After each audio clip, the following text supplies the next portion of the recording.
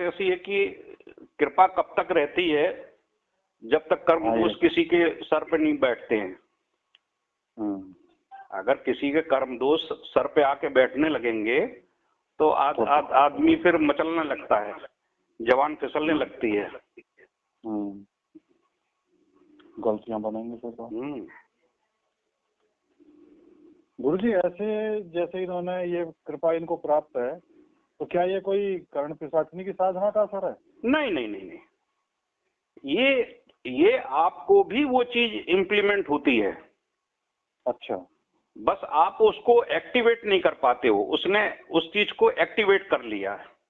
Okay okay. जैसे कि मतलब मिसाल के तौर पर आपको संकेत मिलते हैं, साधना में आपको संकेत मिलते हैं और उन संकेतों के आप देखते होंगे कि वो यथार्था सत्य होते हैं।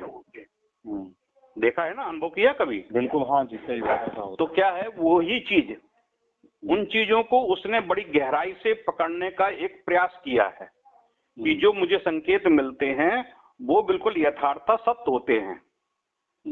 तो मैं इसका भी वो देख रहा था अदालत में, रजत शर्मा के उसमें, तो उसने जब प्रश्न किया तो उसने केवल एक ही बात कही थी कि न मैं तो सिद्ध पुरुष हूँ, न मैं कोई बहुत बड़ा तांत्रिक हूँ, न कुछ हूँ, मैं केवल बालाजी का भक्त हूँ, हनुमान जी का भक्त हूँ।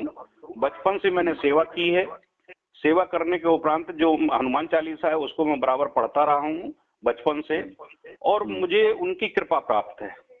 कृपा ये है कि आपने कोई प्रश्न किया तो मैं उसमें 1% भी इन्वॉल्व नहीं होता हूँ।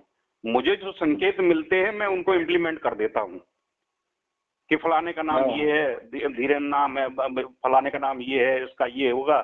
जो मुझे संकेत मिलते हैं मैं लिख देता हूँ और वो यथार्थ सत्य हो जाते हैं। सही बात है। मैं अपने पास से कुछ नहीं बोलता। मैं अपने पास से कुछ नहीं, ना मेरे पास में कुछ है, ना मेरे पास सिद्धि है, ना कुछ है। मुझे तो उनकी कृपा प्राप्त है।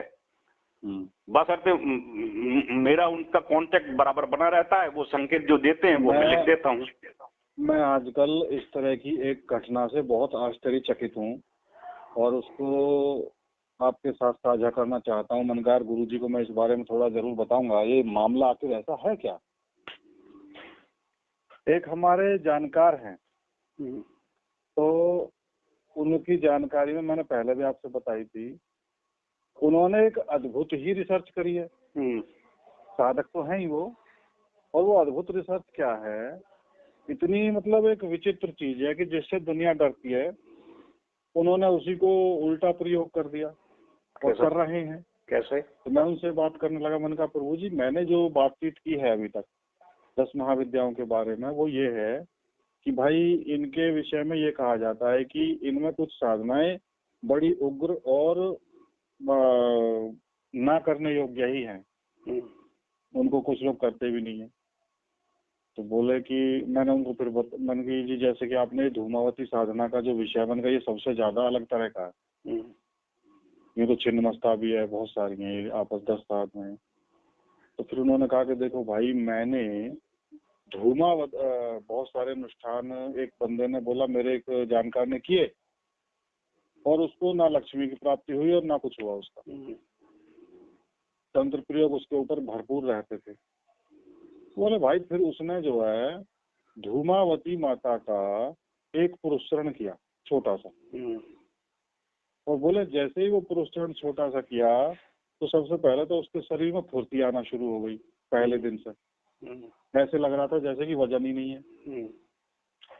बोले जैसे ही वो पुरस्करण उनका पूरा हुआ, वैसे ही 36,000 मंत्र वो पूरे भी नहीं कर पाया कि इतने में उसका तंत्र प्रयोग पूरी तरह भस्म हो गया, नष्ट हो गया, और वह तंत्र क्रिया घुस गई उसी के शत्रु के घर में जाकर के।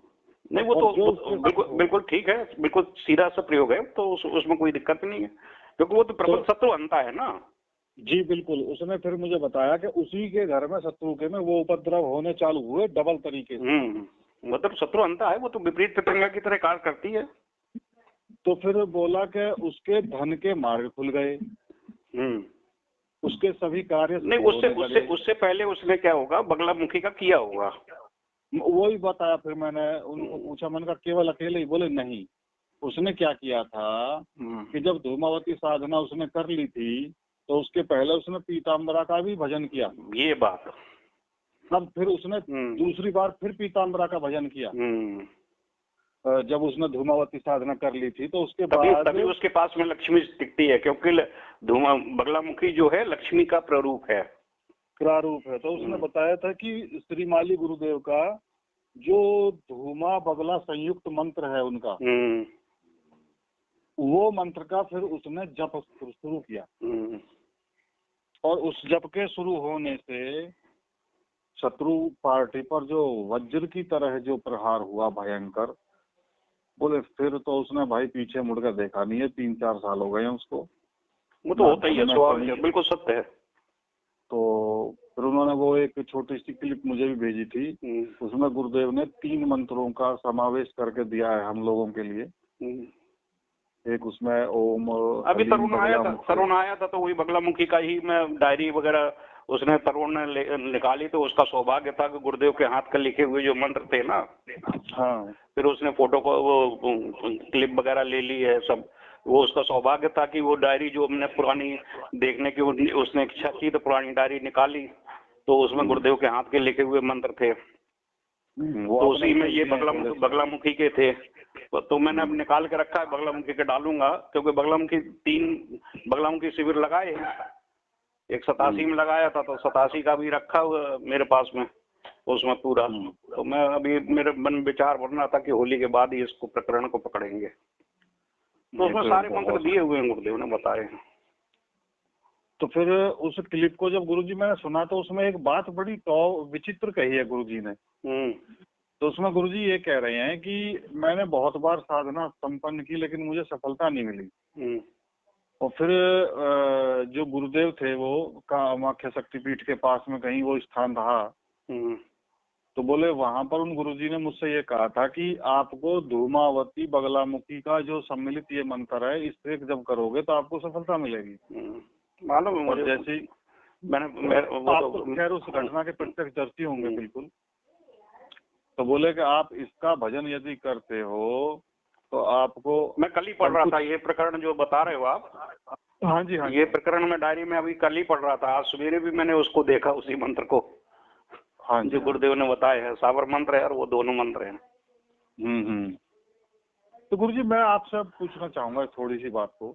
आपके समय में बहुत सारे साधकों ने उन मंत्रों का प्रयोग करके अपने जीवन में मैं व्यक्तिगत अभी करता हूँ उसको। तो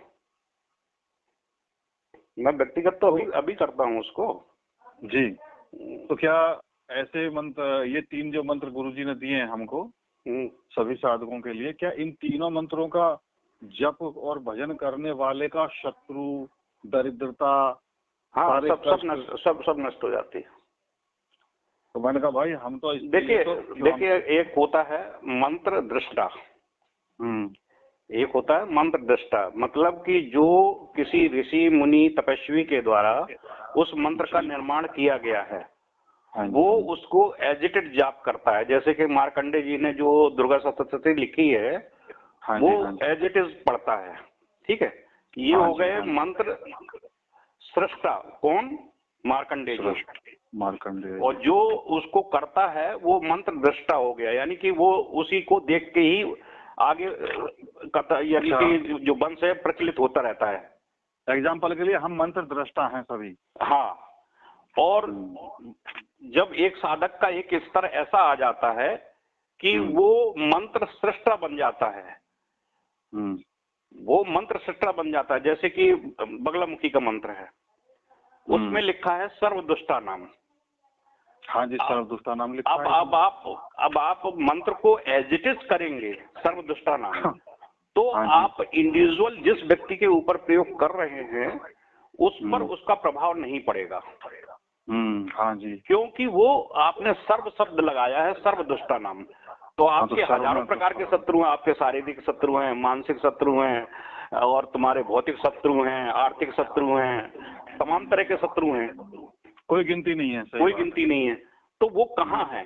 अब आपको पर्टिकुलर एक लक्ष्य को निर्धारित करके उस पर अटैक करना है, तो वहां मंत्र सृष्टा का प्रयोग करना पड़ेगा। सर्व की जगह अमुक अमुक शब्द, जैसे कि तुम्हारा कुलदीप है तो कुलदीप नाम लेना पड़ेगा सर्व की जगह। अब सर्व दुष्टा नाम खत्म हो जाएगा पूरा, केवल एक इंडिविजुअल नाम आ जाएगा। तो ये मंत्र श्रेष्ठ है। तो मंत्र को कैसे वो उसको क्रियान्वित किया जाता है, ये केवल गुरु कृपा या जो साधक उस मूल साधना या मूल सिद्धि को कर चुका है वही उनको उपयोग कर सकता है। अर्थात जो जानता है वही।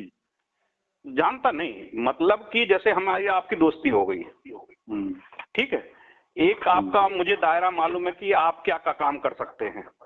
जैसे कि मिसाल के तौर पर आप क्रिमिनल हैं, ठीक है, तो हम आपसे अच्छा काम नहीं करा सकते। हाँ, सही बात है, करा भी सकते हो भैया, अगर आपको ज्ञान है तो इसको कहाँ यूज करना बंदे को, कहाँ किस तरह से यूज करना है। क्रिमिनल हो तो मेरे पास कोई ऐसा काम आ गया कि मैंने कहा यार कुलदीप यार ये ऐसा काम करा, कह रहे कि चुटकियों में कर देंगे, ऐसे क्या बात है, भले ही जेल जाना पड़ रहा है तो कर देंगे। हाँ भाई, आपके लिए अवश्य करेंगे, ऐसा शब्द तो बस ये चीज है कि वो शक्ति जो किस प्रकार से कार्य करती है उसका ज्ञान होना चाहिए और उसका उपयोग करने का तरीका मालूम होना चाहिए। ये मंत्र सृष्टा और मंत्र दृष्टा में अंतर है।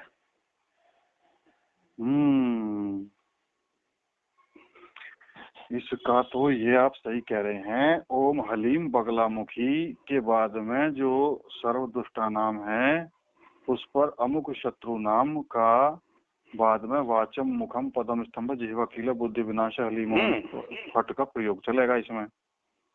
और एक मंत्र इसमें हमें मिला था ओम हलीम बगलामुखी हलीम फट, एक मिला था ओम हलीम धूम धूम धूमावत्य हलीम फट। ये 3 मंत्र दिए थे उसमें। बिल्कुल वो शिविर के ही है। हाँ, और ये इन्होंने कहा था कि जहाँ पर सर्व दुष्टा नाम है वहां पर सर्व दुष्टा नाम का प्रयोग ना करके आपको ये प्रयोग करना है कि शत्रु का नाम लेना है। तो सर्व दुष्टा नाम में तो जो एक चीज और भी देखी गुरुजी हमने, बड़ी हंसी भी आई हमें तो इस बात पे। एक साधक मतलब थोड़ा जार टाइप था बंदा, तो उसने जब ये मंत्र शुरू किया ओम हलीम बगलामुखी सर्व दुष्टानाम वाचम मुखम पदम स्तंभ जिह्वा कील बुद्धि विनाश हलीम फट स्वाहा वाला, तो उसने मेरे को ये बताई थी कि मैंने जैसे ही इसका 10-11 हजार जब किया था तो मेरी जो जारी की आदत है वो खत्म हो गई हमेशा के लिए। काय के मतलब थोड़ा वो आशिक मिजाज था। बोला अब मैं ना तो मेरा मतलब यहाँ तक बताया कि जो लिंगी है मेरी, बोले वो अब सक्रिय नहीं होती और मन मेरा बंध गया। उससे भाई उससे काम क्रोध लोभ मोह अहंकार ये हमारे 5 प्रधान शत्रु हैं। मैं तो हंसा। मैंने बताया ना कि हमारे कितने प्रकार के शत्रु हैं। शारीरिक शत्रु हैं, मानसिक शत्रु हैं, भौतिक शत्रु हैं, आर्थिक शत्रु हैं। तो उन पर सब पर प्रहार होता है। सर्वदुष्ट नाम अगर ले लिया तो सब पर प्रहार होता है। वो बिल्कुल निष्पक्ष, इसीलिए तो उसको सर्वदुष्ट नाम का प्रयोग किया गया है, क्योंकि जो साधक है वो सही ढंग से साधक बन सके। बोलो गुरुजी, एक ना समझने वाली बात है, क्योंकि अनजान आदमी क्या समझेगा और चीज कितनी ऊंची कोटि की, कितनी बड़ी बात है ये। मतलब यदि कोई ब्रह्मचर्य नहीं रख पा रहा है तो इस मंत्र से वो ब्रह्मचारी हो जाएगा। हाँ, आश्चर्य के परे की बात है ये तो। अब ये तो समझ की बात है। वो जो आदमी चिंतन ले जाएगा तब समझ में आएगी, नहीं तो वो तो डॉक्टर के पास भागेगा। नहीं जी, डॉक्टर के पास तो भागता फिरे। मतलब आप एक चीज देखो कि अगर कोई एक्स्ट्रा मैरिटल का अफेयर है और ऐसे बंदे के लिए वो तो करेगा नहीं। भाई लड़कियों के सामने समस्या होती है कि उनके पति जो है आजकल बाजारू औरतों के चक्कर में बहुत जगह फंस जाते हैं। तो यदि वो इस अपने पति के लिए माता से प्रार्थना करके इस मंत्र का 10-11 हजार जप कर दे तो पति तो मुक्त हो जाएगा उस स्त्री के मोह पाश से। वो तो स्वाभाविक रूप से अपने आप हो जाता है, क्योंकि स्त्री के समस्त दुख भी तो उसके सर्व शत्रु हैं। हाँ, एक स्त्री के जीवन में दैहिक भौतिक मानसिक A to Z, ये बात आपसे पहले भी तो आपने मुझे समझाई थी कि भैया इसमें जो भी कुछ है सारा, जितना भी जीवन के शुरुआत से लेके और लास्ट तक, और यहाँ तक कि जब उस आत्मा का पैदा किया भगवान ने उस आत्मा को, तब तक के सारे दोष का नाश होगा, पापों का भक्षण होगा। तो भाई इससे तो बड़ी गुरुजी और बात होगी कहाँ पे। इसलिए तो एक शब्द प्रयोग होता है निर्मुक्त। निर्मुक्त, एक शब्द प्रयोग होता है कि साधना से निर्मुक्त हो गए। निर्मुक्त का मतलब आपके इस शरीर से रिलेटेड जितने भी दोष हैं, पाप हैं, वो सब के सब भस्म हो गए और साधक बिल्कुल निश्चल हो जाता है। भाई महाविद्याओं का क्यों महाविद्या श्रेष्ठ क्यों बनी है, श्रेष्ठता की श्रेणी में क्यों आई है? भाई दूसरी भी चीजें हैं, लेकिन महाविद्याओं को प्रधानता क्यों दी गई है?